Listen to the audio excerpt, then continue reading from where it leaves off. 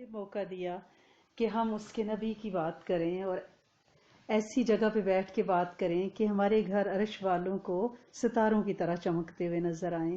اللہ کریم انشاءاللہ ہمارے بولوں کو انمول کرے، سننے والوں کی خیر کرے، انہیں مستجاب الدعوات کی عطا فرمائیں، اور ہم اللہ کریم سے بیٹھتے ہی عافیت کامل، صحت کامل، ایمان کامل، برکت کامل، فضل کامل، نور کامل اور محبت الہی کامل اور کامل معرفت کا سوال کرتے ہیں۔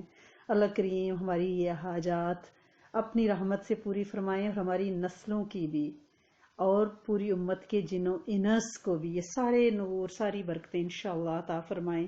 تو ایز یوزول الحمدللہ رب العالمین، ہم سب سے پہلے نبی کریم صلی اللہ علیہ وسلم کی سیرت سے نور حاصل کرتے ہیں انشاءاللہ۔ تو ہم بدر کے میدان میں تھے، اور آج مجھے لگتا ہے کہ ہماری رخصتی ہو جائے گی بدر کے میدان سے، کیونکہ نبی کریم صلی اللہ علیہ وسلم بھی قافلے کے ساتھ مدینہ رخصت ہوں گے، اور ہم بھی واپس اپنی ہسٹری کے باقی راہوں پہ آ جائیں گے۔ ہم پرسونیفائی کر رہے تھے کہ ہم بدر کے میدان میں ہیں، اور الحمدللہ رب العالمین وہی سوچیں تھیں، وہی سارا مجسم ہمارے سامنے تھا۔ اللہ کریم اس سارے عمل کو قبول فرمائے۔ نبی کریم صلی اللہ علیہ وسلم 3 دن تک فتح کے بعد بدر کے میدان میں قیام فرما کر رہے، پھر مدینے کی طرف کوچ کرنے کی تیاری کی۔ آپ کے ساتھ مشرک قیدی بھی تھے، میں نے آپ کو بتایا تھا نا کہ 70 قیدی مشرکین کے تھے، اور مال غنیمت بھی تھا جو مشرکین سے حاصل ہوا تھا، جو چھوڑ کے بھاگ گئے تھے اور چھینا گیا تھا۔ آپ نے حضرت عبداللہ بن کعب رضی اللہ تعالیٰ عنہ کو اس کی نگرانی سونپی، یعنی حضرت عبداللہ بن کعب اس کے انچارج تھے مال غنیمت کے، جو ساتھ موو کر رہا تھا۔ جب آپ وادی صفرا کے درے کے پاس پہنچے تو آپ نے ایک ٹیلے پر پڑاؤ کیا، وہیں خمس ہوتا ہے 5واں حصہ، یعنی جتنا مال غنیمت ہے اس کا 5th پورشن جو ہے وہ علیحدہ کر لیا جائے گا۔ یعنی اللہ کریم نے ہر مال غنیمت کا 5واں حصہ نبی کریم صلی اللہ علیہ وسلم اور اہل بیت کے لیے مختص فرما دیا تھا، جب یہ بدر کے دوران آیات نازل ہوئی ہیں۔ سورۃ انفال میں پوری ڈیٹیل ہے اس پورے غزوے کی، اور وہیں پہ مال غنیمت کی تقسیم کی ساری، اور قیدیوں کے ساتھ سلوک کی لیے آیات ہیں۔ تو خمس کو وہاں علیحدہ کیا 5ویں حصے کو 1/5 کو، اور باقی مال غنیمت مسلمانوں میں ایکول ڈسٹریبیوٹ کر دیا گیا، سب میں برابر تقسیم کر دیا گیا۔ وادی صفرا میں ہی آپ نے حکم فرمایا کہ نضر بن حارث جو کہ 70 قیدیوں میں سے ایک تھا، اس کو قتل کر دیا جائے۔ یہ علم بردار تھا، جھنڈا اٹھایا ہوا تھا اس نے مشرکین کا، اور یہ جنگی مجرم تھا۔ اسلام دشمنی اور نبی کریم صلی اللہ علیہ وسلم کو جتنی اذیتیں پہنچائی گئی ہیں اس میں سے میکسیمم اس کے ذریعے پہنچی تھی۔ تو لہٰذا حضرت آپ کے حکم پر حضرت علی کرم اللہ وجہہ نے مقام صفرا پہ نضر بن حارث کی گردن ماری۔ اس کے بعد جب آپ ارک الطبیہ پہنچے تو عقبہ بن ابی معیط کے قتل کا حکم صادر فرمایا۔ آپ کو یاد ہوگا نا کہ ایک دفعہ آپ کعبہ میں حتیم میں نماز پڑھے تھے، تو عقبہ بن ابی معیط ابو جہل کے کہنے پہ گیا تھا، اور اونٹ کی اوجڑی لا کر سجدے میں آپ تھے اور آپ کے اوپر پھینک دی تھی، اور آپ سر نہیں اٹھا پا رہے تھے۔ یہ وہی عقبہ بن ابی معیط ہے، اور اسی نے ایک دفعہ نبی کریم صلی اللہ علیہ وسلم کی گردن میں چادر ڈال کر اتنے زور سے گھسیٹی تھی کہ اپنی طرف سے ختم ہی کر ڈالا تھا۔ حضرت ابو بکر صدیق اگر بر وقت نہ آتے تو یہ شخص تو آپ کا گلا گھونٹ چکا ہوتا، نعوذ باللہ۔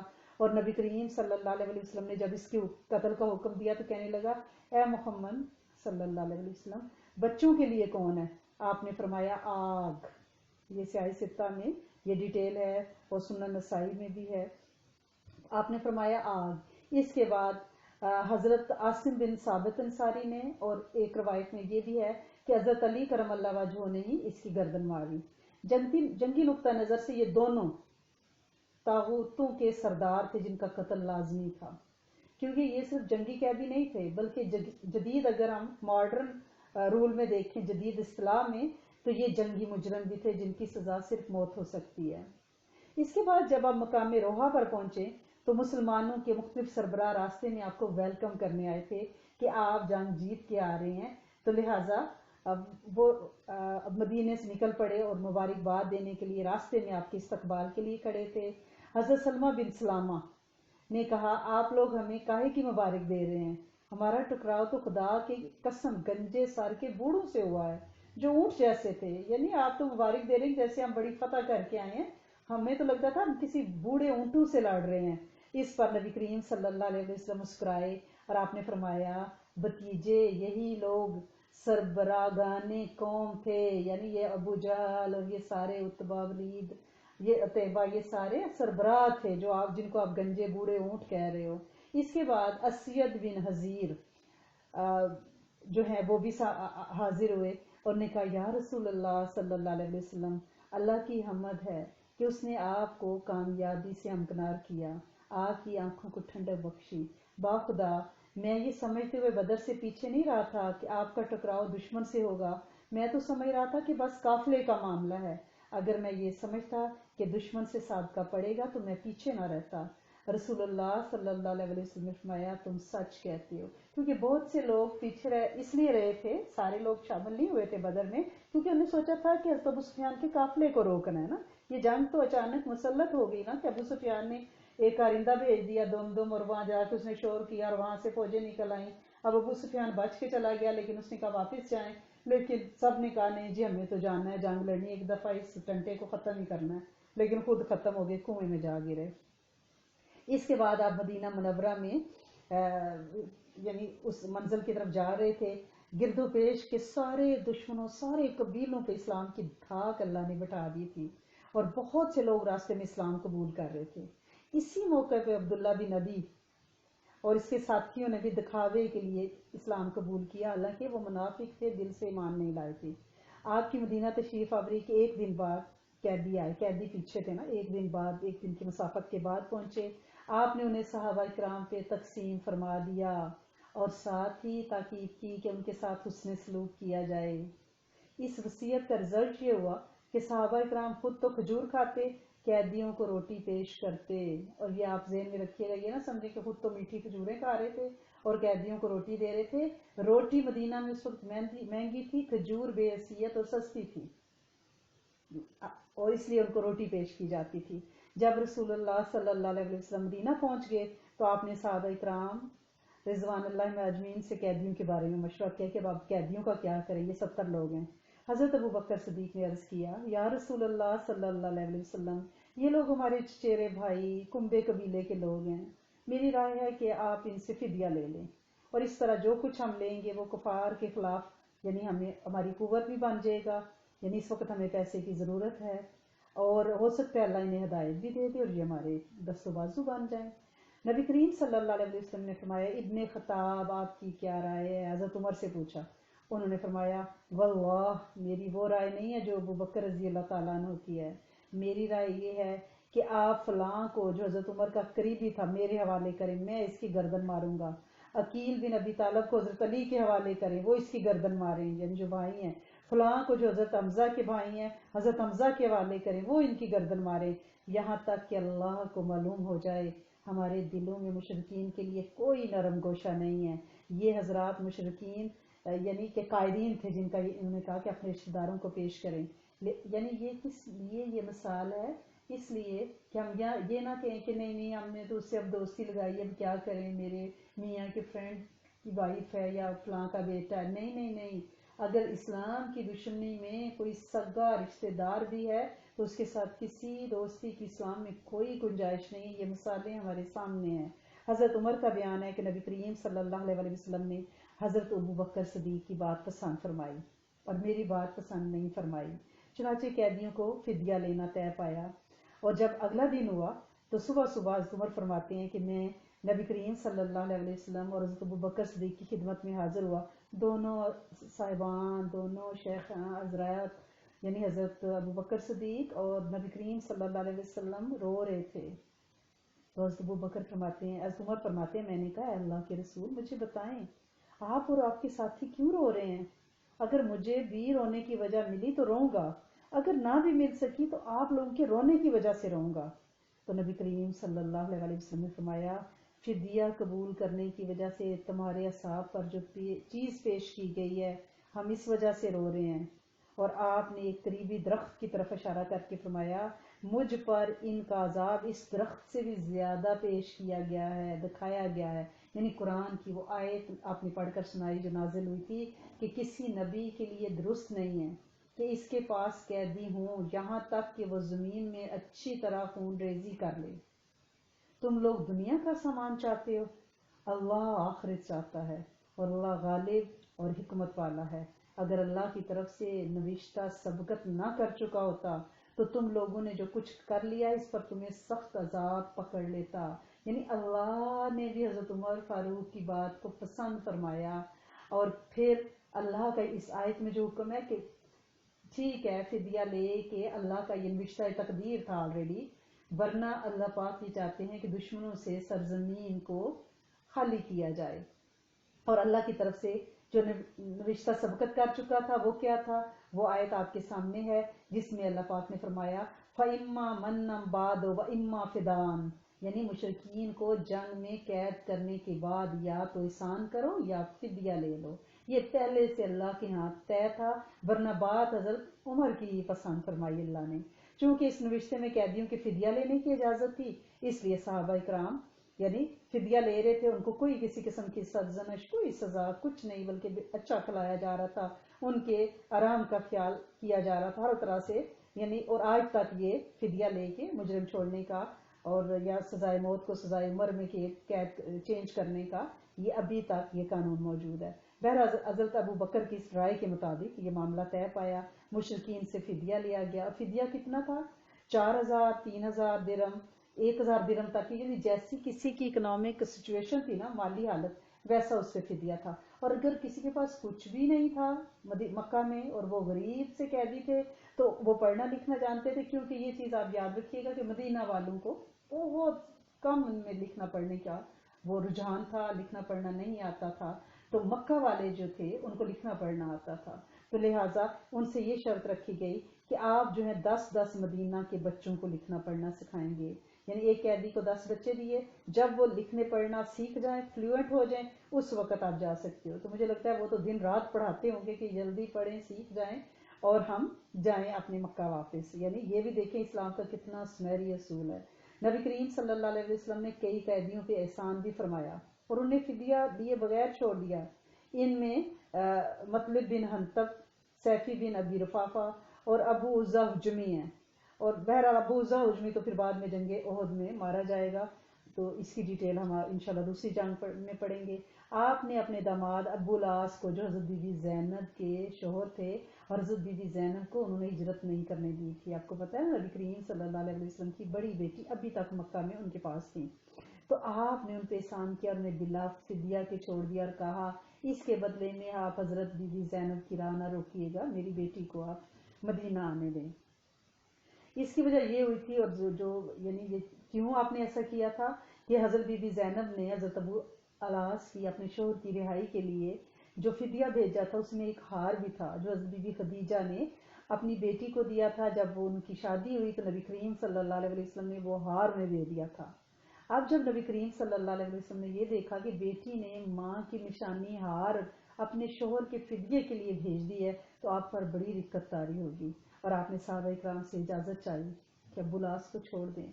صحابہ نے اسے بسر و چشم قبول کر لیا، اور نبی کریم صلی اللہ علیہ وسلم نے حضرت ابو العاص کو اس شرط پر چھوڑا کہ حضرت زینب کی آپ راہ نہیں روکیں گے، اور حضرت ابو العاص نے ان کا راستہ چھوڑ دیا، اور حضرت زینب نے غزوہ بدر کے بعد ہجرت بھی فرمائی، اور نبی کریم صلی اللہ علیہ وسلم نے حضرت زید بن حارث اور ایک اور انصاری صحابی کو بھیج دیا کہ آپ دونوں بطن یا جج کے مقام پر جا کے کھڑے ہو جاؤ، جو ہی حضرت بی بی زینب کو ظاہر وہ اکیلے بھیجیں گے تو اس وقت آپ ان کے ساتھ ہو لینا۔ تو یہ دونوں حضرات ساتھ ہو لی، اس وقت تک پردے کی آیات نازل نہیں ہوئی تھی۔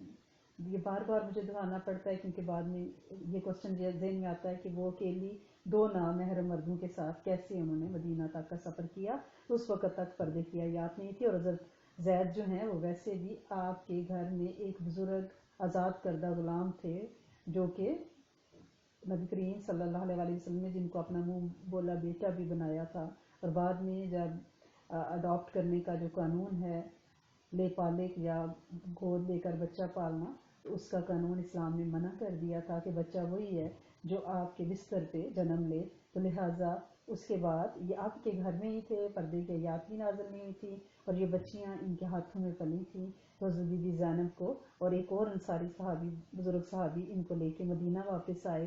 اور حضرت زینب کی ہجرت کا واقعہ تو بڑا طویل ہے، اگر کسی نے اس کے بارے میں ڈیٹیل پڑھنی ہے تو یوٹیوب پہ میرا ایک لیکچر اس پہ موجود ہے. اگر ہمیں ٹائم ملا انشاءاللہ تو ہم سیرہ کو ختم کر کے ہم نبی کریم صلی اللہ علیہ وسلم کے ازواج اور آپ کی بیٹی اولاد کے بارے میں انشاءاللہ پڑھیں گے بشرط زندگی. You never know. قیدیوں میں سے سہیل بن عمر بھی تھا جو بڑا خطیب آور تھا، یعنی اتنا تھا کہ وہ آپ کے خلاف ہجو کہا کرتا تھا، نبی کریم صلی اللہ علیہ وسلم کے خلاف. حضرت عمر نے کہا کہ اللہ کے رسول سہیل بن عمر کے اگلے 2 دانت تڑوا دیں تاکہ اس کی زبان لپٹ جایا کرے، اور یعنی وہ آپ کے خلاف کہیں آگ نہ اگل سکے. لیکن نبی کریم صلی اللہ علیہ وسلم نے یہ گزارش مسترد فرما دی، کیونکہ یہ مسئلے کے ضمن میں آتا نا، تو جس پر قیامت کے روز اللہ تعالیٰ کی طرف سے پکڑ ہوگی کہ انسانی جسم جو آپ کے قبضے میں ہو، کوئی قیدی ہو، کچھ ہو، یا کوئی لاش ہو، اور آپ اس کے ناک کان دانت توڑ دیں، یہ اجازت نہیں ہے. تو یہ مسئلہ کہلاتا ہے. تو حضرت سعید بن نعمان عمرہ کے لیے گئے کچھ عرصہ پہلے، تو حضرت ابو سفیان نے انہیں قیدی کر کے رکھا ہوا تھا اپنے پاس مکہ میں، تو وہ بھی مکہ میں ہی قید تھے ابن نعمان. تو حضرت ابو سفیان کا بیٹا یہاں قیدی ہوا، عمر بن ابو سفیان. تو اب نبی کریم صلی اللہ علیہ وسلم سے کہا کہ آپ نا ثواب کر لیں کہ ہم عمر بن ابو سفیان کو واپس کرتے ہیں، تو وہ جو ہیں سعد بن نعمان ہمیں واپس کر دیں. تو اس طرح سے اس کے بدلے میں ان کو چھڑوا لیا گیا. تو یہ جو صورت ہے، یہ جو غزوہ ہے، اس کی پوری ڈیٹیل اگر آپ نے پڑھنی ہے تو آپ سورۃ الانفال کی تفصیل آپ پڑھیں. آپ اس کی اگر سننا چاہتی ہیں، مینس کے آپ اس کی آڈیو سننا چاہتی ہیں تفسیر کی، ایکسپلینیشن کی، تو پھر آپ کو میں ریکمینڈ کروں گی کہ آپ ڈاکٹر اسرار احمد کا بیان القرآن، اس پہ سورۃ انفال کی آپ تفسیر سنیں تو آپ کو یہ پورا واقعہ اس پہ خدائی تبصرہ ہے. یہ ایک تو تبصرہ وہ ہے نا کہ جو لوگ کرتے ہیں، ہسٹورین کرتے ہیں، اس جنگ پہ میرے رب نے تبصرہ کیا ہے سورۃ انفال میں، خدائی تبصرہ. اور اس کی یہ تعبیر بالکل صحیح. کچھ تبصرے تو ہوتے ہیں نا بادشاہوں کے، کمانڈرز کے، وہ بالکل الگ طرح سے ہوتے ہیں، لیکن جو میرا رب تبصرہ کر رہا ہے اس میں کیا شان ہوگی. تو اس میں اللہ کریم نے مسلمانوں کی کوتاہیوں کا بھی ذکر کیا ہے، اخلاقی کمزوریوں کا بھی ذکر کیا ہے، اس طرف بھی توجہ دلوائی ہے.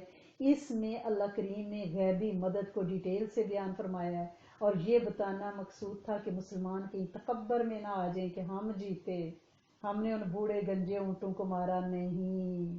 اللہ پاک پہ توکل کریں، وہی ہے جو اپنی مدد، اپنی نصرت اپنی نبی کی موجودگی میں عطا فرماتا ہے، اور بعد میں بھی متقین پہ اس کی نصرت کی چادر انشاءاللہ تنی رہتی ہے. اور اس ضمن میں پھر اللہ کریم نے مشرکین، منافقین، یہود، جنگی قیدیوں سب کے بارے میں ڈیٹیل بتائی ہے، مال غنیمت کی تقسیم کے اصول، قیدیوں کے اصول، وہ سارا کچھ اللہ کریم نے، یعنی یہ پتہ چلتا ہے اس صورت کو پڑھ کے کہ اسلام محض ایک نظریہ نہیں، ٹھیک ہے نا، یہ ایک پراپر ضابطہ ہے، پریکٹیکل عملی تربیت گاہ ہے. اور پھر اسلامی حکومت کے قوانین اس میں ڈیٹیل سے بیان کیے گئے ہیں، جس سے واضح ہوتا ہے کہ اسلامی حکومت کے دائرے میں بسنے والے مسلمانوں اور اس دائرے سے باہر رہنے والے مسلمانوں میں کیا فرق ہے، کہ وہ قانون وہاں پہ کیسے ہوں گے. مدینہ کی ایک ریاست کی طرف یہ ایک اینٹ، ایک پیش قدمی، یعنی ایک قدم آگے بڑھا کے، اور اس کو یعنی طاقتور بنیادوں پہ مدینہ کی ریاست کو اس جنگ کے بعد تفاخر سے، یعنی آس پاس کے قبیلے ڈر گئے ہیں، روب دبدبا سب پیدا ہو گیا ہے. تو اللہ کے رسول صلی اللہ علیہ وسلم نے اس جنگ میں فاتح کے طور پہ الحمدللہ رب العالمین اللہ پاک نے ڈکلیئر فرمائے. اس سال میں 2 ہجری میں کچھ اور واقعات ہوئے ہیں جس کو جسٹ میں بتا دیتی ہوں آپ کو، کہ 2 ہجری میں رمضان کے روزے فرض ہوئے ہیں. اب روزے آ رہے ہیں، یہ 2 ہجری سے فرض ہیں، آج کوئی نئے نہیں ہم پہ آئے، ٹھیک ہے. صدقہ فطر فرض کیا گیا، ظاہر روزے رکھے ہیں تو پھر صدقہ فطر دینا ہے، تاکہ اگر روزوں میں کوئی کمی کوتاہی رہ گئی ہے تو صدقے کے ذریعے اس کا فل اپ کیا جا سکے. زکوٰۃ کے مختلف نصاب بھی اسی کے کس چیز پہ کتنی زکوٰۃ ہونی چاہیے وہ بھی 2 ہجری، ٹھیک ہے نا، یعنی زکوٰۃ کا نصاب، صدقہ فطر، یہ. اور اس سے پتہ کیا ہوا، اس سے جو فقراء مہاجرین تھے جو اپنا سب کچھ وہاں چھوڑ کے آگے تھے رزق کی زمین پہ دوڑ دھوپ کرنے کے لیے، ان کے پاس یعنی ابھی امکان نہیں تھے، سورس آف انکم نہیں تھا، تو ان کی حالت بہتر، ان کو کشائش مل گئی تھی۔ اور پھر یہ سوچیں کہ اس خوشگوار موقع پہ رمضان میں یہ جنگ ہوئی ہے 17 رمضان کو، تو پہلی عید جو شوال فرسٹ کو منائی گئی ہے وہ فتح مبین اور بدر کے بعد کتنی خوبصورت عید ہوگی، عید سعید۔ اللہ پاک نے مسلمانوں کے دل پہ سروں پہ عزتوں کا تاج رکھ دیا، ہر طرف تقدیر، توحید، تمجید، تسبیح کی آوازیں بلند ہو رہی ہیں۔ اور یعنی یہ آپ یوں سمجھیں کہ یہ جو جنگ ہے اس کو اللہ پاک نے یہ نہیں کہا کہ یہ ایک صرف جنگ ہی ہے، بلکہ یہ یوم الفرقان ہے، فرق، بدر کے دن فرق ہو گیا کافروں اور مسلمانوں میں، کہ جن کے ساتھ اللہ کی نصرت ہے اور جن کے ساتھ نہیں ہے، دو گروہ۔ اور پھر اللہ پاک نے اس نعمت کا ذکر اس آیت میں فرمایا ہے، اور یاد کرو جب تم تھوڑے تھے، زمین میں کمزور بنا کر رکھے گئے تھے، ڈرتے تھے کہ لوگ تمہیں اچک کے نہ لے جائیں، بس اس نے تمہیں ٹھکانہ مرحمت فرمایا اور اپنی مدد کے ذریعے تمہاری تائید کی، تمہیں پاکیزہ چیزوں میں سے روزی دی تاکہ تم لوگ اس کا شکر ادا کر سکو۔ یعنی سبق پھر وہی ہے، شکر کا، شکر نہیں ہم نے بھولنا، نعمتیں ملیں تو شکر، چھن جائیں تو صبر، قناعت، اور ملے تو یہ نہیں کہنا کہ بھئی ہم وی ڈیڈ اٹ، نہیں، اللہ کریم نے دی ہے، اور ہم نے کوشش کرنی ہے کہ اپنے اعمال جو ہیں وہ اپنے صحیح رکھیں۔ ہم یہ سمجھیں کہ ہم روز یہ کلاس لے رہے ہیں، ہم بہت سارے ذکر سیکھ رہے ہیں، تسبیحات، الحمدللہ اچھی بات ہے، لیکن اس سے دل میں کوئی تفاخر نہ آ جائے۔ لوگوں کو معاف کرنا ہم نے سیکھنا ہے، یہ سب سے بڑی بات ہے، لوگوں کو معاف کرنا ہے۔ وہ کہتے ہیں نا کعبے گیاں گل مکدی نہیں، جے دلوں گل مکائی ہے نا، تو یہ نہیں کہ ہم اوپر سے تو معاف کر دیں اور اندر سے ہماری جو ہے گانٹ وائیں بجی ہوئے ہم کہ نہیں جی انہوں نے تو ہمارے ساتھ فلاں موقع پہ یہ کیا، ایسے نہیں ہم نے کرنا۔ اور دوسری چیز ہم نے یہ ان کلاسز سے سیکھی ہے کہ ہم نے صحبت صالحین کی تلاش میں رہنا ہے ہر وقت۔ وہ فارسی کا ایک شعر ہے نا، صحبت صالح صالح کنند، صحبت طالع طالع کنند، کہ نیک صحبت نیک بناتی ہے، بری صحبت برا بناتی ہے۔ صحبت کا بہت اثر ہوتا ہے، جس ماحول میں آپ رہ رہے ہوتے ہو نا وہ آپ کو اپنے رنگ میں رنگ لیتا ہے۔ یعنی آپ یہ دیکھیں جب ہم یہاں بیٹھے ہوتے ہیں بات کر رہے ہوتے ہیں، ہمارے ایمان کا لیول کتنا ہائی رہتا ہے، ماشاءاللہ سے دل کرتا ہے ذکر پہ، تسبیحات پہ، عشق رسول صلی اللہ علیہ وسلم دل میں موجزن ہو جاتا ہے، یہ اس کی رحمت ہے۔ لہٰذا صحبت صالحین آپ نے ہمیشہ ڈھونڈنی ہے، اور نبی کریم صلی اللہ علیہ وسلم کی ذات کے ساتھ عشق کرنا ہے۔ اس سیرت کو پڑھنے کا مقصد ہی یہ ہے، اور دل میں یہ ہو، یہ توکل ہو اللہ پاک کے ساتھ کہ نہیں خوف نارے جہیم کا، کہ کرم ہے مجھ پہ کریم کا، میں مداح آل رسول ہوں، یہی آخرت کا سما ہے۔ یہ واقعی آخرت کا سما ہے کہ نبی کریم صلی اللہ علیہ وسلم کی سنتیں سیکھنا، احادیث سے فیض لینا، آپ کی سیرہ پڑھنا، صاحب قرآن کو پڑھنا اور پھر قرآن کو سیکھنا، ٹھیک ہے نا؟ تو دعا کریں کہ اللہ کریم ہمارے بولوں کو انمول کر دیں اور عافیت کامل، صحت کامل، ایمان کامل انشاءاللہ عطا فرما دیں، اور وہی رحیم ہے۔ اور اللہ پاک کا شکر ہے کہ اس نے ہمیں کان دیے ہیں، ہم بہرے نہیں ہیں، اس نے ہمیں کان دیے ہیں، ہم اس کی بات سن رہے ہیں۔ جو لوگ بات نہیں سنتے وہ ان کی مثال تو ویسے ہی ہے کہ جس نے کان دیے آپ اسی کی بات نہ سنیں، ٹھیک ہے نا؟ تو جس نے ہمیں وجود دیا ہے، ہماری رب کریم خالق مالک نے، پھر ہماری ماں اس کا ذریعہ بنی ہمیں دنیا میں لانے کا، ہم اس کی بات ہی نہ سنیں۔ کیونکہ آج کل ان کلاسز میں مائیں بھی ہوتی ہیں، اور مائیں جو ہیں وہ اپنے جو میسیجز ریکارڈ کراتی ہیں، اگر کبھی میں آپ کو وہ سنا دوں تو شاید آپ کو پوری رات نیند نہ آئے سن کے۔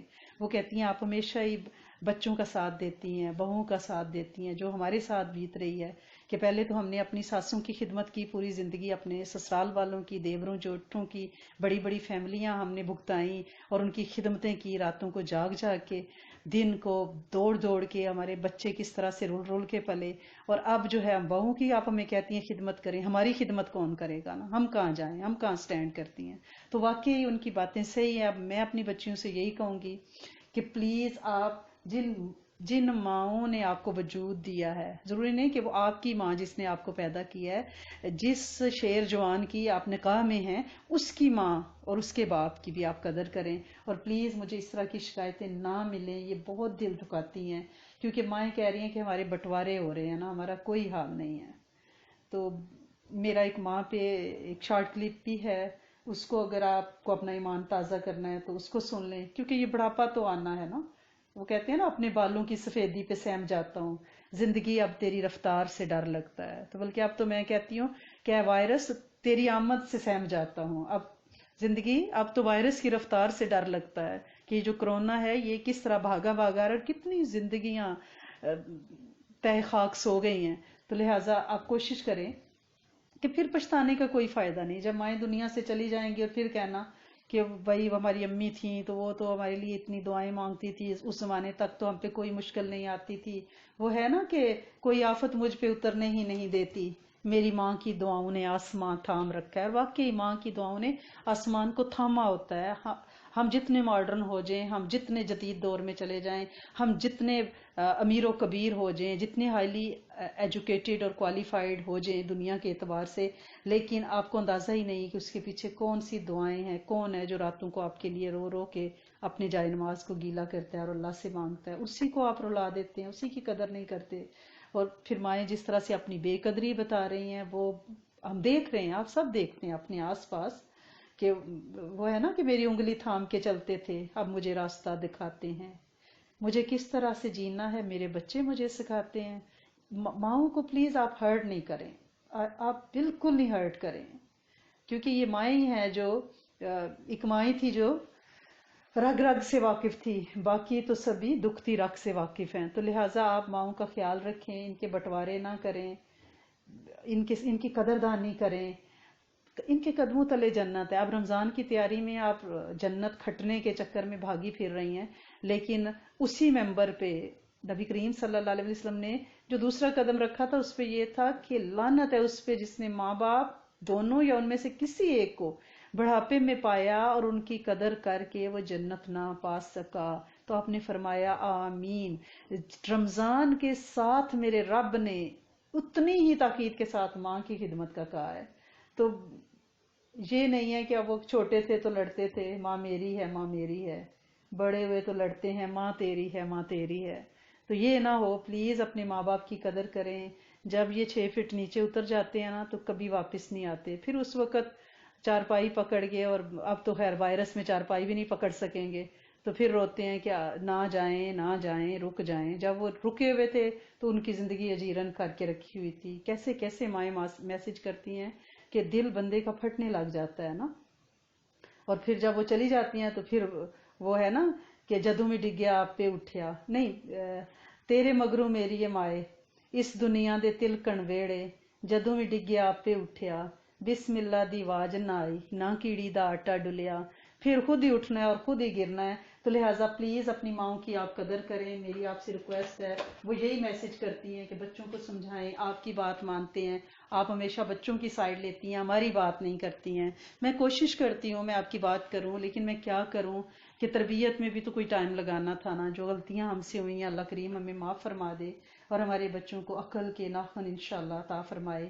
تو تراویح کے لیے لوگوں نے پوچھا ہے کہ اب تراویح آنے لگی ہے تو ہم اتنی رکعت، ہم بیمار ہیں، ہم سے کھڑے ہو کے نہیں پڑھی جاتی. تو پلیز اس کے لیے ٹوٹکا یہ ہے کہ آپ ہر شام کو بیٹھ کے اپنے پیروں کے تلووں میں تیل کا مساج کیجئے گا. اور کافرون کا تیل تو آپ نے 1000 دفعہ دم کر کے سب نے رکھا ہوگا انشاءاللہ.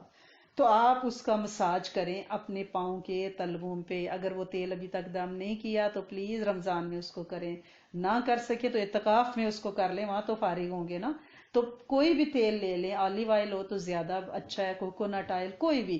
تو پیروں کے تلووں میں خوب ان کو تر کریں، مساج کریں. بے شک اس کے بعد ساکس پہن لیں، ظاہر سردی ہے، -5 ہے اس وقت اور ٹھنڈ ہے. تو لہٰذا آپ تلووں پہ مساج کریں، ساکس پہنیں. اور کوشش کریں کہ رمضان میں اپنی خوراک کے لیے آپ کھجور اور دودھ کا شیک بنائیں. کھجوریں دن کو تھوڑے سے پانی میں ڈپ کر دیں اور گٹھلی کے بغیر، گٹھلی نکال کے، اور تھوڑا سا 1-2-4 بادام اندر ڈالیں، وہ بھی بھگو دیں دن کو، اور پھر اس کو خوب گرائنڈ کریں. یہ آپ سحری یا افطاری میں کھجور کا شیک لیں کھجور کے پراٹھے آپ بنا لیں، ہماری شہزادیاں ہیں کچھ جو کھجور کے پراٹھے اور اس دودھ سے گوندھ کے بیچ میں گھی اور سارا کچھ، وہ بڑے انرجیٹک پراٹھے ہیں، آپ کو ڈگنے نہیں دیتے، کھڑا رکھتے ہیں انشاءاللہ رمضان میں۔ کچھ لوگوں نے کہا ہے کہ ہماری کڈنیز کے ایشوز ہیں، ہم پانی اگر نہ پئیں تو ڈرائینس آ جاتی ہے اور سٹون بھی ہے، درد ہونے لگتا ہے، تو اس کے لیے تو بڑا ہی آسان ٹوٹکا ہے حکمت کا، اتنا آزمایا لوگوں نے، ایزی ہے۔ آپ میلن، وہ کیا اس کو کہتے ہیں، خربوزہ، خربوزہ چھلکے سمیت، اس کے اندر جو اس کی آنتیں ہیں نا، بیج، اس سمیت پورا خربوزہ اچھی طرح سے دھو لیں، اور اس کو، کیونکہ ان دنوں زیادہ خطرہ ہے وائرس کی وجہ سے، تو آپ اس کو گرم پانی میں تھوڑا سا آپ ونیگر سرکہ ڈالیں، پھر اس میں خربوزہ اچھی طرح مل مل کے دھوئیں، پھر اس کو چھلکے سمیت، اس کی آنتوں سمیت، اس کے بیجوں سمیت پورا خربوزہ گرائنڈ کر کے آپ اس کو افطاری کے بعد جب فارغ ہو جائیں مغرب سے، تو چسکی چسکی اس کا گلاس پئیں۔ آپ اگر یہ کام کر لیں تو کسی قسم کا سٹون، کڈنی کی پین، کڈنی کا کوئی ڈرائینس سب ختم ہو جاتی ہے۔ یہ جو خربوزہ ہے نا، یہ آپ کے گردے کو بالکل نیٹ کلین، ایون ڈائلسس پہ جو لوگ ہیں سب کے لیے بہترین آزمودہ ہے۔ اور آپ یہ بھی کر سکتی ہیں کہ پورا لیمو، اس کو بیج سمیت، اس کو چھلکے سمیت آپ گرائنڈ کریں، بیچ میں روح افزا ڈال لیں، چینی ڈال لیں، کوئی جوس ڈال لیں، اور اس کو آپ 1 کپ پئیں۔ یہ بھی آپ کو ہر طرح کے ہیضے سے بچاتا ہے۔ یعنی لیمو کا بیج جس معدے میں ہوگا اس میں ہیضہ ہو ہی نہیں سکتا، اللہ پاک کا کتنا نظام ہے۔ اور یہ لیمو تو سٹرس فیملی ہے، یہ تو وائٹامن سی، یہ آپ کو پرفیکٹ ہے۔ اگر پورے لیمو کو گرائنڈ کر کے پینے کی ہمت نہ ہو، آپ کو کڑوا لگتا ہو، لیکن میں آپ کو بتا رہی ہوں، بیچ میں شہد ڈال لیں، بیچ میں روح افزا ڈال لیں، بیچ میں جامع شیری ڈال لیں، اورنج جوس ڈال لیں، یہ پلیز آپ کریں۔ اور اگر آپ بالکل اور دیسی کرنا چاہ رہی ہیں کہ معدے کی تذابیت، بعض لوگ کہتے ہیں السر ہے، اور اس کے لیے آپ املی اور آلو بخارا رات کو بھگو دیں، ڈرائی آلو بخارا اور املی، صبح یعنی افطاری میں دن کو آپ نے بھگو دیا، صبح افطاری پہ اس کو گرائنڈ کر کے آپ آلو بخارے اور املی کا شربت پئیں، اور آپ یقین کریں اس سے آپ کی معدے کی تذابیت بالکل، السر، اور آپ کی جلد بڑی تر و تازہ رہے گی انشاءاللہ۔ اور سحری میں لوگوں نے پوچھا ہے، سحری میں بڑا ایزی ہے، اپنا دہی آپ کھائیں، آپ اینڈ پہ الائچی اور اس کا گرین کہوا، مائکرو ویو میں بھی آپ تھوڑی سی وائٹ الائچی پانی میں ڈالیں، گرین ٹی کا بیگ ڈالیں، اور بس وہ کہوا 2-4 گھونٹ پی لیں، پورا دن آپ ایکٹیو بھی رہیں گے۔ اور انشاءاللہ دہی اور الائچی کو آپ باسی روٹی اگر کھا لیں گے تو اس کی تاثیر بڑی ٹھنڈی ہے۔ انشاءاللہ ہم روز یہ ٹپس شیئر کرتے ہیں انشاءاللہ، اور کوشش کرتے ہیں کہ ہم سب کو ایک دوسرے سے فیض ملے، اور انشاءاللہ مل رہا ہے، ملے گا۔ اور رمضان کی تیاری کے لیے آپ دعا ضرور روز مانگیں، اللہم سلمنی لی رمضان وسلم رمضان علی وسلم ہولی متقبلن، اے اللہ کریم مجھے روزوں تک پہنچا دیجئے، آپ مجھے اس مہینے میں گناہوں سے بچا لیجئے، اور اس مہینے کی عبادات کو میری طرف سے قبول فرمائیے۔ یہ ابھی ہم دعا گروپس پہ بھی بھیج دیں گے، آپ اس کو ضرور روز پڑھیں، اور اللہ پاک سے دعا کریں کہ اللہ کریم رمضان کو ہمارے لیے، ہمیں رمضان کے لیے انشاءاللہ سلامت رکھے۔ حضرت جبرائیل علیہ السلام ایک دفعہ نبی کریم صلی اللہ علیہ وسلم کے پاس تشریف لائے، تو ایک صحابی داخل ہوئے، تو آپ نے ان کا نام لے کہ حضرت جبرائیل علیہ السلام نے ان کی بات کی، تو نبی کریم صلی اللہ علیہ وسلم نے حیرانگی سے پوچھا کہ آپ کو ان کا نام کیسے پتا ہے؟ تو انہوں نے فرمایا کہ ان کا نام تو عرش والوں کو بھی پتا ہے۔ آپ نے وجہ پوچھی تو حضرت جبرائیل علیہ السلام نے فرمایا ان کی تواضع یعنی عاجزی، ماڈیسٹی، اور سورت اخلاص سے ان کی محبت، کہ یہ سورت اخلاص قل هو اللہ احد محبت سے بہت زیادہ پڑھتے ہیں، تو ہم بھی عاجزی اختیار کریں، اور رمضان میں تو کثرت سے سورت اخلاص بہت پڑھیں۔ اور حضرت علی کرم اللہ وجہہ کا قول تو آپ کو یاد ہی ہے نا، کہ جس امت کو اللہ نے رمضان اور سورت اخلاص دی ہے، لگتا ہے اللہ کریم اس امت کو عذاب نہیں دینا چاہتے، یہ 2 چیزیں عذاب سے بچانے والی ہیں۔ سورت اخلاص تو پورا سال ہمارے پاس رہتی ہے الحمدللہ رب العالمین، لیکن رمضان مہمان ہے، اس کی ہم نے قدر کرنی ہے، یہ میاں میں 2 کریم ہے نا، تو ہم نے ان دونوں کریموں سے فائدہ اٹھانا ہے۔ دیکھیں بچہ اگر ماں کے بال بھی نوچتا ہے نا، تو ماں پھر بھی اسے دودھ پلاتی ہے اور ہنستی رہتی ہے، اللہ تو 70 مائیں ہے نا, ہم جو بھی کریں وہ ہمیں معاف کر دیتا ہے, اور رمضان کے مہینے میں تو اس کی رحمتیں بالکل اپنے عروج پہ ہیں انشاءاللہ. کچھ لوگوں نے پوچھا ہے کہ لا علاج بیماریوں کا بتائیں, وائرس کی آپ روز بات کر رہی ہیں, یہ تو وقتی ہے, اس کی ویکسین انشاءاللہ آ جائے گی, اس کا زور کم ہو رہا ہے اللہ کی رحمت سے. اور میں آپ سے کہتی بھی ہوں کہ جب رمضان کا چاند نکلے گا تو جہاں اللہ پاک شیطان کو بیڑیاں ڈالیں گے, انشاءاللہ وائرس کو بھی بیڑیاں ڈالیں گے. اور یہ اس کے کن کی محتاج ہے, اللہ کے حکم سے, یہ اس کی مخلوق ہے, یہ آئی اللہ کے حکم سے. انشاءاللہ چاند چڑھتے ہی یہ بھی چاند چڑھ جائے گی, کیونکہ ہم دعائیں مانگتے ہوئے, اتنی دعائیں وائرس کے لیے اس پلانٹ پہ مانگی جا رہی ہیں کہ ہاتھ دھو کے, ہم ہاتھ اٹھا کے اس کے پیچھے پڑے ہوئے ہیں, اور انشاءاللہ اس کو دیس نکالا مل جائے گا انشاءاللہ. وکفا باللہ ولیان وکفا باللہ نصیرا. تو لوگ کہہ رہے ہیں کہ ان دنوں کیونکہ جن لوگوں کو ایسی بیماریاں ہیں جن کا ٹریٹمنٹ جو ہے وہ کنٹینیوز ہونے چاہیے, اور اب ظاہر ہے کہ وہ کیسز پینڈنگ ہیں. ہماری جو بہنیں کینسر سے ماشاءاللہ سے بہادری سے لڑ رہی ہیں, ہارٹ پیشنٹس ہیں, تو انہوں نے کہا ہے کہ آپ لا علاج بیماریوں کے لیے تو پلیز کچھ بتائیں. تو پہلی بات یہ ہے کہ کوئی بیماری بھی لا علاج نہیں ہے, بھول جائیں, کیونکہ اللہ کریم نے فرمایا ہے کہ میں پہلے علاج بھیجتا ہوں پھر بیماری بھیجتا ہوں, تو لا علاج نہیں ہو سکتی. ویسے محاورتاً اس کو لا علاج کہتی ہے تاکہ لوگ اس اعمال پہ غور کریں. دیکھیں اعمال اس کے اتنے آسان ہیں کہ آپ اپنی نماز 5 وقت پڑھیں, نوافل کا اہتمام کریں, باوضو رہیں, صدقہ روز اپنے اور دنیا کے سارے مریضوں کی طرف سے کریں, دعا بھی اپنے اور دنیا کے سارے مریضوں کے لیے کریں, نماز حاجت اور نماز شفا اپنی طرف سے اپنی قیامت تک کی نسل اور پوری امت کے جن و انس کی طرف سے پڑھیں, سورت فاتحہ سے یاری لگا لیں. جس کی دوستی سورت فاتحہ سے لگ گئی اس کے جسم سے بیماریاں رخصت ہو جائیں گی. بس یہ یاری لگانی ہے آپ نے, یہ شفا ہے. اور وہ عمل تو آپ لوگ سب کرتے ہیں الحمدللہ رب العالمین. مجھے پورا گمان ہے کہ شب جمعہ کو ہم 70 ٹائپس سورت فاتحہ پڑھتے ہیں 70 بار, پھر اگلی رات ہم 60 بار, اس سے اگلی رات ہم 50 بار, جیسے پچھلی رات جو سنڈے کی تھی اس میں ہم نے اس کو 40 بار پڑھا, آج آنے والی رات کو ہم 30 بار, 10 کم کرتے جائیں گے, پھر تھرسڈے کو ہم 70 دفعہ پڑھیں گے. تو شفا ہی شفا ہے, وہ کہتے ہیں نا ستے بھی خیران انشاءاللہ.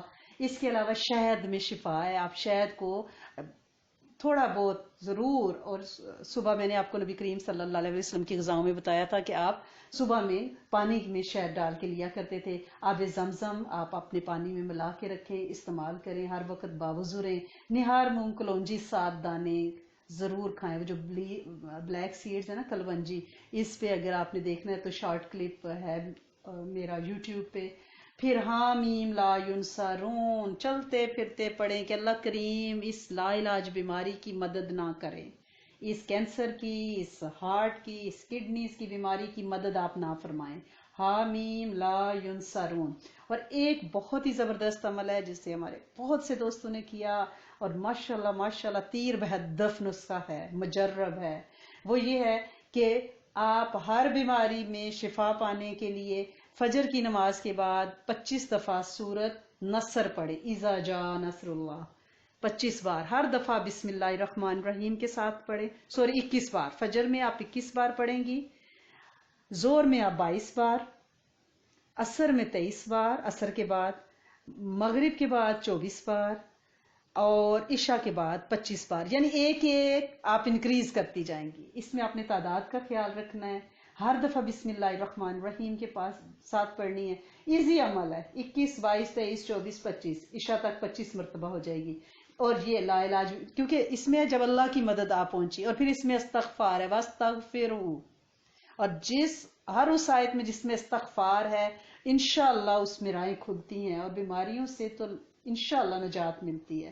سورت مومنون 18ویں پارے میں آپ کو پتہ ہے افحسبتم رمضان کا عمل, یہ تو مجرب ہے. ہر لا علاج بیماری کے لیے, ہر اچانک کے دکھ کے لیے, ہر جادو جنات بیکٹیریا وائرس کے لیے, وہ آپ کو ہر روز ہم بتاتے ہیں آلموسٹ. اس کے علاوہ اگر کسی کی کیمو یا سرجری ہوئی ہے, اس کی جلن ہے اس کو, تو اس کے اوپر آپ اللہم اجرنا من النار پڑھیں.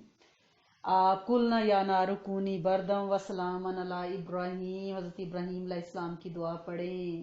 آپ اپنے لیے اللہم بسم کا یا حفیظ و یا سلام پڑھیں۔ اس کے علاوہ یہ ہے کہ میں آپ کو عاشقانہ سے عمل بتاتی ہوں، ریفرنس نہ پوچھئے گا، درویش اس کو کرتے آئے ہیں، ہم نے بھی اس کو بہت آزمایا ہے، لوگوں کو بھی دیا ہے، اس سے انہیں فیض ملا ہے۔ اگر دل میں آئے تو کر لیجئے گا، نہ آئے تو نہ کیجئے گا۔ ایک یہ عمل ہے کہ آپ بیری کے 40 پتے لے لیں، یہاں تو بیری کے پتے ہے نہیں، پاکستان سے منگانے پڑیں گے سوکھے ہوئے، اور آج کل فلائٹس بھی بند ہیں، لہٰذا صبر شکر کر لیں۔ جو پاکستان، انڈیا میں، مڈل ایسٹ وغیرہ میں لوگ ہیں جہاں بیری ہوتی ہے، بیری کے درخت کے 40 پتے لیں، ہر پتے پر 11 بار آیت کریمہ اور 11 بار پہلا کلمہ پڑھیں۔ بے شک آپ کچھ دن لگا لیں پڑھتے پڑھتے، اب گھر کے 2-3 لوگ مل کے ہر پتے پہ 11 بار آیت کریمہ، 11 بار پہلا کلمہ پڑھیں، اور ان پتوں کو آپ بوائل کر لیں ایک دیگچے میں پانی میں، اور وہ پانی پھر جیسے آپ نے شاور لیا تو ایک بکیٹ میں آپ وہ تھوڑا سا پانی ڈال لیں، اینڈ پہ وہ آپ اپنی باڈی پہ ڈال لیں۔ اس میں شفا ہے۔ آپ کو پتہ ہے نا سدرۃ المنتہا پہ بیری کا درخت ہے، بیری کے درخت پہ نیک صالح جنات رہتے ہیں۔ آپ کو پتہ ہے مردوں کو بیری کا پانی گرم کر کے اس سے شاور دیا جاتا ہے، اس میں بہت تاثیر ہے، لہٰذا اگر دل میں آئے تو یہ کر لیجئے گا۔ اس کے علاوہ ایک اور عمل بھی ایسا ہی عاشقانہ سا ہے، درویشوں کا ہے، بزرگوں کا ہے، وہ یہ ہے، ہم نے بھی اس کو کیا ہوا ہے کہ اگر کوئی ایسا مریض ہو جو لا علاج ہو، اگر اس کی زندگی اللہ نے لکھی ہے تو فوری اس کو شفا ملے گی، اور وہ کیا ہے کہ آپ کچھ لوگ جو ہیں اس کے ارد گرد بیٹھ جائیں اور یا سلام و 1.25 دفعہ پڑھیں، اس کو بیچ میں بٹھا لیں، بیٹھنے کی سکت نہیں، وہ لیٹ جائے اور اس کے آس بیٹھ کے، کرائے کے بندے نہ ہوں کہ بھائی اس لیے آئے ہیں کہ ہمیں کوئی جوڑے دے گا یا ہمیں بعد میں لنچ کرایا جائے گا، خلوص والے دوست ہوں، یہ پڑھیں تو انشاءاللہ شفا ہو جاتی ہے۔ اللہ کریم امت کے ہر مریض کو انشاءاللہ دائمی شفا عطا فرمائے۔ رمضان اور قرآن ایک ساتھ ہیں، ٹھیک ہے، چولی دامن کا ساتھ ہے، لہٰذا قرآن کا ویسے ہمیں پتہ ہے، ہم نے تعوذ پڑھ کے باوضو اس کو ریل اونچی جگہ پہ رکھ کے جزدان میں ہم نے اس کو پڑھنا ہے، عزت دینی ہے، کمر نہیں کرنی، سب پتہ ہے، لیکن کچھ چیزیں ایسی ہیں جو میں دہرانا چاہ رہی ہوں۔ قرآن جب آپ نے رکھا اس کے اوپر آپ اپنی اینک نہ رکھیں، ٹیشو پیپر نہ رکھیں، اس کے اوپر آپ کوئی ڈیوائس نہ رکھیں، کوئی ڈیوائیڈر ایسا جیسے بک لیٹ سا ہوتا ہے، کوئی کاپی نوٹس والی نہیں، یہ قرآن کے لیے حد ادب ہے، قرآن کے احترام کے منافی ہے، قرآن کے اوپر کوئی بھی چیز آپ نے نہیں رکھنی، اور جب ہم اکرام کریں گے تو فیض پائیں گے، اور قرآن کو مینٹین رکھیں، اس کو آپ کور چڑھائیں عزت کے ساتھ، ٹھیک ہے۔ اگر آپ نے قرآن کبرڈ میں رکھنا ہے تو ایسا نہیں ہے کہ نیچے قرآن ہے، اوپر تفسیر پڑی ہوئی ہے، اوپر 5 سورتہ پڑا ہوا ہے، نہیں، سب سے اوپر قرآن ہوگا، اس کے نیچے تفسیر، اس کے نیچے پھر حدیث کی کتاب، فقہ کی کتاب جو بھی آپ نے رکھنی ہے، اوپر سب سے قرآن، پھر آپ کے جو 5 سورتہ وغیرہ جس میں بھی قرآن ہے، یعنی وہ تفسیر، پھر آپ نیچے جائیں گی، لیکن سب سے اوپر آپ قرآن رکھیں گی۔ پلیز یہ آپ ترتیب دیکھ لیں شیلفز میں اپنی، اور اس طرح نہیں آپ نے کرنا، اور ہر روز قرآن کو آپ نے کھولنا ہے، اور رمضان میں تو لازمی کھولیں، کیونکہ قرآن کی آہیں جو ہم نے ایک قسم کا جزدان میں کفنا دیا ہوا ہے، پیٹھ موڑ لی ہوئی ہے قرآن سے، لہذا قرآن کو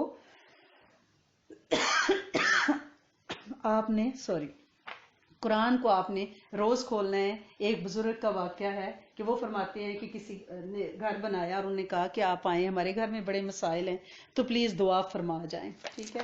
وہ گئے تو انہوں نے کہا کہ یہ الماری کھولیں، اس میں کیا ہے؟ انہوں نے دیکھا تو اس میں بہت سے پرانے قرآن پڑے ہوئے تھے جو کبھی نہیں کھلے، انہوں نے کہا یہ ہمارے ابا دادا کے ہیں۔ انہوں نے فرمایا مجھے یہاں سے، جن لوگوں کو اللہ نے دل کی آنکھ دی ہوتی ہے نا، انہوں نے فرمایا مجھے یہاں سے سسکیوں کی آواز آ رہی ہے، تو یہ قرآن جو ہے یہ پکڑوائے گا بھی اور بخشوائے گا بھی، تو لہٰذا پلیز اپنے قرآن سارے نکالیں، سامنے رکھیں اور ان کو روز پڑھا کریں، ٹھیک ہے نا۔ اور نبی کریم صلی اللہ علیہ وسلم کو سبزیوں میں لوکی پسند تھی، روز ہم دیکھتے ہیں نبی کریم صلی اللہ علیہ وسلم کے کھانے کے طریقے، تو آج یہ ہے کہ ان کو لوکی بہت پسند تھی، یہ کدو، اسکاش فیملی جو ہے، ٹھیک ہے نا۔ حضرت جابر فرماتے ہیں کہ میں آپ صلی اللہ علیہ وسلم کی خدمت میں حاضر ہوا تو کدو رکھا ہوا تھا، میں نے پوچھا یہ کیا ہے؟ آپ نے فرمایا یہ لوکی ہے، اس سے سالن میں اضافہ کیا جاتا ہے، یعنی سالن بڑھایا جاتا ہے۔ اور ایک اور روایت میں سیرت ابن ماجہ میں ہے کہ لوکی کے ٹکڑے کٹے ہوئے پڑے تھے، ٹھیک ہے نا۔ اور آپ صلی اللہ علیہ وسلم سے حضرت انس کی روایت ہے کہ نبی کریم صلی اللہ علیہ وسلم کو لوکی یعنی کدو بہت پسند تھا۔ حضرت واصلہ سے روایت ہے کہ آپ صلی اللہ علیہ وسلم نے فرمایا تم پر لوکی لازم ہے، یہ دماغ کو قوی کرتی ہے۔ اور حضرت انس سے ایک مرفوعاً روایت ہے کہ لوکی کھاؤ، اگر اس سے زیادہ کوئی نافع درخت ہوتا تو اللہ کریم حضرت یونس علیہ السلام پر اس کو نہ اگاتے۔ جب حضرت یونس علیہ السلام کو مچھلی کے پیٹ سے باہر یعنی اللہ کے حکم سے مچھلی نے باہر اگلا تو اس وقت اللہ کریم نے آپ کے اوپر کدو کی بیل لگا دی تھی۔ اور اسی حدیث کے آگے مرفوع حدیث میں آگے یہ ہے کہ اگر تم میں سے کوئی شوربہ بنائے تو اس میں لوکی کا اضافہ کرے تو وہ عقل اور دماغ کو طاقت دیتی ہے۔ اور حضرت انس فرماتے ہیں کہ نبی کریم صلی اللہ علیہ وسلم لوکی بہت کھاتے تھے اور فرماتے تھے یہ دماغ کو تیز کرتی ہے، عقل کو زیادہ کرتی ہے۔ حضرت انس سے روایت ہے کہ ایک درزی نے نبی کریم صلی اللہ علیہ وسلم کی دعوت کی، آپ کے ساتھ تھا، آپ کی خدمت میں جو کی روٹی اور شوربہ پیش کیا گیا جس میں کدو تھے۔ نبی کریم صلی اللہ علیہ وسلم کو میں نے دیکھا کہ آپ پیالے کے اطراف سے لوکی کے ٹکڑے تلاش کر کے تناول فرما رہے تھے۔ اس وقت سے مجھے لوکی سے محبت رغبت ہو گئی ہے، یہ انس فرما رہے ہیں۔ اور اس کی تشریح میں لکھا گیا ہے کہ اس سے عقل تیز ہوتی ہے۔ اس کی خوبی یہ ہے کہ اللہ تعالیٰ نے حضرت یونس صلی اللہ علیہ وسلم کی پرورش اسی درخت کی بیل کے نیچے کی۔ اور اس حدیث سے یہ بھی پتہ چلتا ہے کہ کسی بھی عام یا دنیا کے لحاظ سے کم تر شخص کی بھی دعوت قبول کرنے میں کوئی آر نہیں ہونا چاہیے۔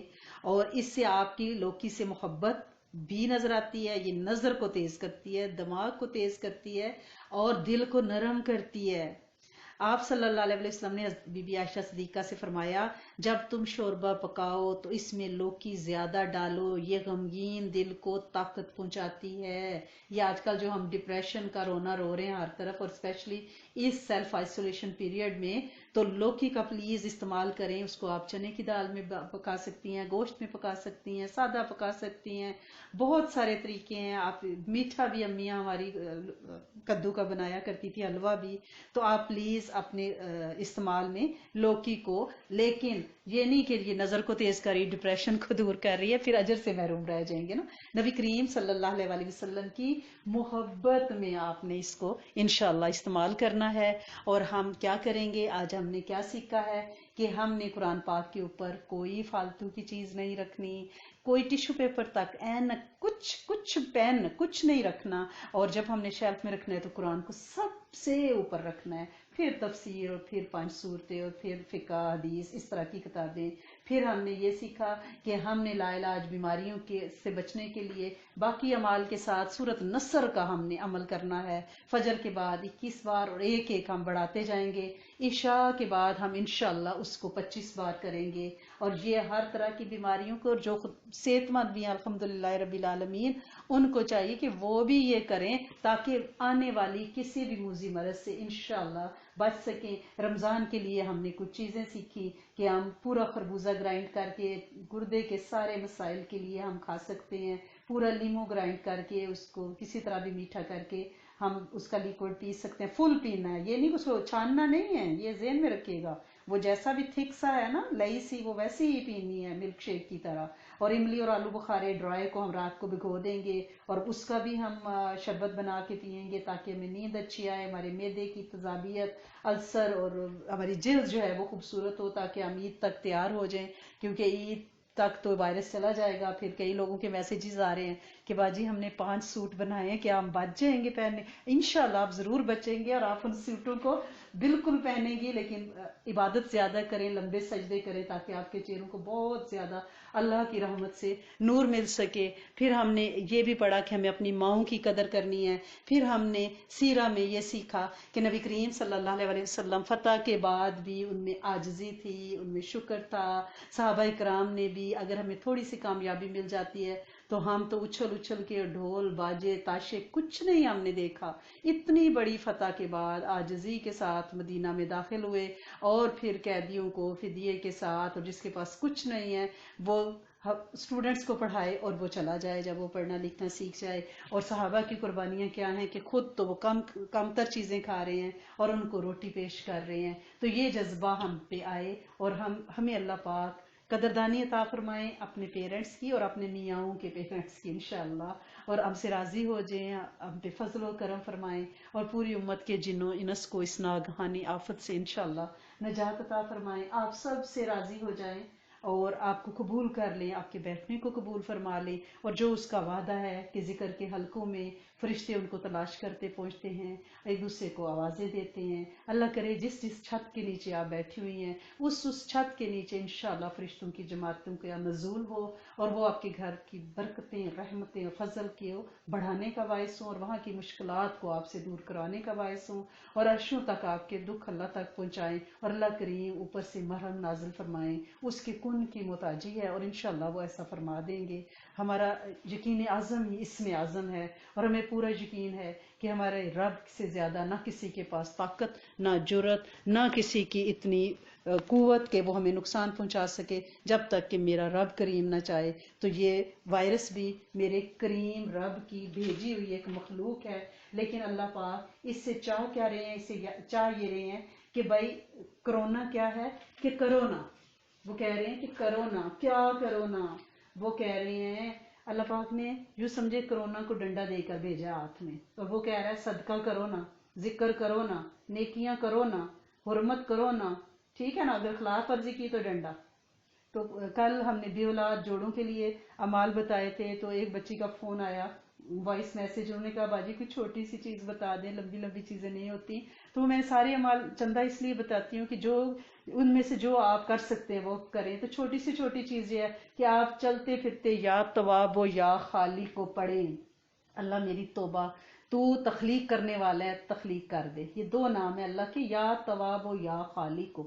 اس کا ورد کریں, اللہ کریم انشاءاللہ پھل پھول لگا دیں گے, گودوں کو ہرا بھرا کر دیں گے. اور عصر کی نماز کے بعد 11 بار یا رحمان پڑھ لیا کریں. اب اس سے چھوٹا عمل میں کیا دوں, یہ اللہ کے بہت بڑے نام ہیں. انشاءاللہ عصر کے بعد 11 بار یا رحمان, اور چلتے پھرتے پورا دن رات آنکھ کھلے وضو بے وضو پاک نہ پاک یا تواب و یا خالق کو آپ پڑھتی رہیں. اور وہ ہے نا کہ میرے من میں تھی بڑی لذتیں, میرے دل میں تھی بڑی چاہتیں, مگر اس کی لذت عشق نے ساری لذتوں کو مٹا دیا.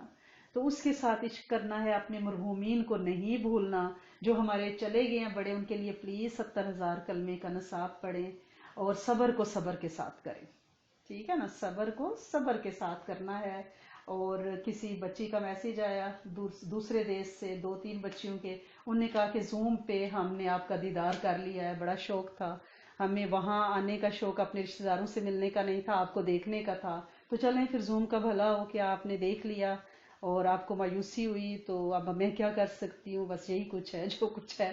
تو بہرحال اللہ پاک ہمیں جانے والوں کو چاہے, ان کو اپنا بنائے, ان سے راضی ہو جائے, اور ان کے علم میں برکت عطا فرمائے, ان کی نسلوں کو انشاءاللہ نوازے. میں کچھ نہیں, میرا کچھ نہیں, وہ سب کچھ ہے. یہ عرشی بول ہیں جو عرش والے کی مرضی سے فرش پہ اتر رہے ہیں. اگر آپ کو فیض مل رہا ہے تو میرے کریم رب کی آپ پہ رحمت ہے, آپ کا جذبہ خالص ہے, اس پہ اللہ پاک عطا فرما رہے ہیں. اللہ کریم, میں بھی محتاج ہوں, دعاؤں کی محتاج ہوں, آپ دعاؤں میں پلیز مجھے شامل رکھیں. میں آپ کو اللہ کریم ہم سب کی امت کے جن و انس کے ساتھ انشاءاللہ بخشش فرما دیں. اللہم انی اسالک و اتوجہ الیک بنبینا محمد صلی اللہ علیہ وآلہ وسلم, نبی رحمتی یا محمد انی اتوجہ بک الی ربک ان تقضی حاجاتی. اللہم لک الحمد کما انت اہلہ, فصلی علی سیدنا محمد کما انت اہلہ, وفعل بنا کما انت اہلہ, فانک انت اہل التقوی و اہل المغفرات. اے میرے کریم مالک, ہے میرے سونے آقا, تیرے سارے بڑے نام ہیں. تو نے آج تک امت پہ احسانات کیے ہیں, اپنے نبیوں پہ بھی, اپنے ولیوں پہ بھی, اپنے پیاروں پہ بھی. اللہ کریم, ہم تیرے نبی کے آخری تھکے ہوئے درماندہ سے کمزور ماڑے ماندے سے امتی ہیں. ہمارا جسم روح سب کمزور ہے, ایمان بھی کمزور ہے. اے میرے کریم مالک, آپ ہم پہ اسی طرح ترس کھائیں جس طرح ماں اپنے آخری بچے پہ جو ماڑا ماندہ اور بیمار سا بھی ہو اس پہ بڑا ہی ترس کھاتی ہے, بڑے بچوں سے بچا بچا کے اس کو پیسے دیتی ہے، اس کی مدد کرتی ہے، اس کے مرنے مرتی ہے۔ تو اللہ کریم ہم بھی تیرے نبی کے آخری ماڑے سے امتی ہیں، بیمار سے، سونے کریم مولا ہم پہ ترس کھا لیں۔ تو نے حضرت یونس علیہ السلام پہ احسان فرمایا، اور اتنا احسان فرمایا کہ انہیں مچھلی کے پیٹ سے نکال دیا۔ اے میرے کریم مولا، تو نے حضرت ایوب علیہ السلام پہ اتنا احسان فرمایا کہ انہیں ایسی بیماری تھی کہ شفا کی کوئی امید نہیں تھی، تو نے اپنے فضل سے انہیں شفا عطا فرما دی۔ تو نے حضرت ابراہیم کی آگ کو ٹھنڈا یخ کر دیا، اللہ کریم انہیں شفائیں عطائیں عطا فرما دی۔ اے میرے کریم مولا، تو نے حضرت نوح علیہ السلام کے طوفان کو اللہ کریم اس میں ان کو کشتی میں بچا لیا، اور کشتی ان کو جودی پہاڑ پہ لے گئی، اور اس سے تو نے امت بنا دی، نسل چلا دی۔ اے میرے کریم مولا، تو نے موسیٰ علیہ السلام کے لیے پانی کو دو ٹکڑے کر کے پہاڑوں کی طرح کھڑا کر دیا، اور فرعون کے لشکر سے انہیں بچا لیا۔ اے میرے کریم مالک، جب تو چاہتا ہے تو غار کے دہانے پہ تو مکڑی کو بھیج کے جالا بنوا دیتا ہے، جب تو چاہتا ہے تو کبوتری سے گھونسلہ بنوا کے وہاں انڈے بھی دلوا دیتا ہے۔ اے میرے کریم مولا، اے میرے سونے آقا، جس طرح تو نے ان سے محبت کی، اے میرے کریم مولا، ہم وہ تو نہیں ہیں مگر تیرے حبیب صلی اللہ علیہ وآلہ وسلم کی ادنا سے امتی ہیں۔ اے میرے کریم مالک، آج ہماری بھی مدد فرما، آج ہمیں اس وائرس کی پریشانی سے نکال۔ اے میرے کریم مولا، اے میرے سونے آقا، جتنی تو نے نعمتیں دی ہیں اس پہ ہم تیرا کروڑوں بار شکر کرتے ہیں کہ اس پیریڈ میں بھی اللہ سونے تو نے ہمیں ہر طرح کی روزی اپنے گھر کے اندر دی ہوئی ہے، سکھ دیا ہوا ہے، عافیتیں دی ہوئی ہیں، ہمارے پیارے سلامت ہیں، دیس پردیس میں خیریں ہیں ہمارے پیاروں کی۔ اللہ کریم تیرا شکر ہے، تو اب ہماری نعمتوں کو بڑھا دے۔ تو خود فرماتا ہے کہ میرا شکر کرو گے تو میں تمہاری نعمتیں بڑھا دوں گا۔ اللہم لک الحمد لک الشکر، اللہم لک الحمد لک الشکر، اللہم لک الحمد لک الشکر۔ اللہ سونے ہم تیرا شکر کر رہے ہیں، ہماری نعمتوں کو بڑھا۔ اللہ کریم قرآن یاد کرنے کی تو نے ہم سب کو نعمت دی ہے، اللہ کریم ہمارا قرآن بڑھا۔ اللہم لک الحمد، اللہم لک الشکر۔ اے میرے کریم مولا، اے میرے سونے مالک، تو ہمارے بچوں کے نسلوں کے روزگار کبھی بند نہ فرمانا۔ اللہ کریم انہیں طاہر طیب جسمانی روحانی رزق پوری امت کے جنوں انس کے ساتھ عطا فرمانا۔ اللہ کریم ایمان کی حفاظت، جان کی حفاظت، مال کی حفاظت، اللہ کریم علم حلم کی حفاظت۔ اے میرے کریم مالک، اپنے خاص خزانوں میں سے، اپنے علم میں سے ہمیں قطرہ علم کا عطا فرما۔ ایک قطرہ جے بخشے مینوں کم بن جاندہ میرا۔ اے میرے سونے آقا، اے میرے کریم مالک، جب علم دینا تو تکبر نہیں، علم کے تکبر سے بچانا، علم کے ساتھ حلم عطا فرمانا۔ اے میرے سونے آقا، اپنی معرفت عطا فرمائیں، ہم تجھے پہچاننے لگیں۔ جب تجھے پہچاننے لگیں گے تو پھر تیری ماننا آسان ہو جائے گا نا۔ سونے جو تیری نہیں مان لے وہ تجھے پہچانتے نہیں ہیں، تو نے اپنا تعارف محبت سے کرا دے، وائرس سے نہ کرا میرے کریم مالک، ان کو محبت سے پیار کی رسی سے باندھ کے اپنا بنا لے۔ اے میرے سونے مالک، اے میرے کریم مولا، کائنات کے ہر مریض کو کامل عافیت اور برکت والی شفا عطا فرما۔ اللہ کریم جن کا جانا ٹھہرا، اللہ سونے انہیں کلمہ ضرور عطا فرما دینا، مرنے سے پہلے انہیں اپنا نام ان کی زبان پہ دے دینا۔ اللہ کریم جتنے لوگ جا رہے ہیں، اللہ کریم اس سے زیادہ کیا صدمے کی بات ہے کہ وہ بغیر کلمے کے کیوں جا رہے ہیں۔ ہماری غلطیاں، ہم توبہ مانگتے ہیں، لا الہ الا انت سبحانک انی کنت من الظالمین، کہ ہم تیرا نام ان تک نہیں پہنچا پائے۔ اللہ سونے ہماری غلطیاں تم معاف فرما دے، کرم فرما دے، بخشش کر دے۔ اللہ کریم فضا و نسا کے وقت آسانی پیدا فرمانا۔ اللہ کریم کشادہ قبر کا سوال کرتے ہیں، اللہ کریم میدان حشر کی تنگی اور پسینے اور گرمی سے بچا لینا۔ اللہ کریم خوف اور ڈر سے اس دن نجات دینا۔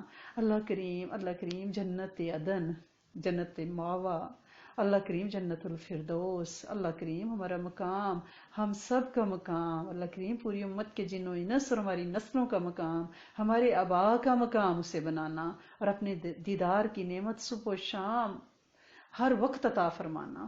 اے میرے کریم مالک، اپنے اعجاز مقدس کی حفاظت فرمائیں، اپنے نبی کے شہر کی، اس کے مکینوں کی حفاظت فرمائیں۔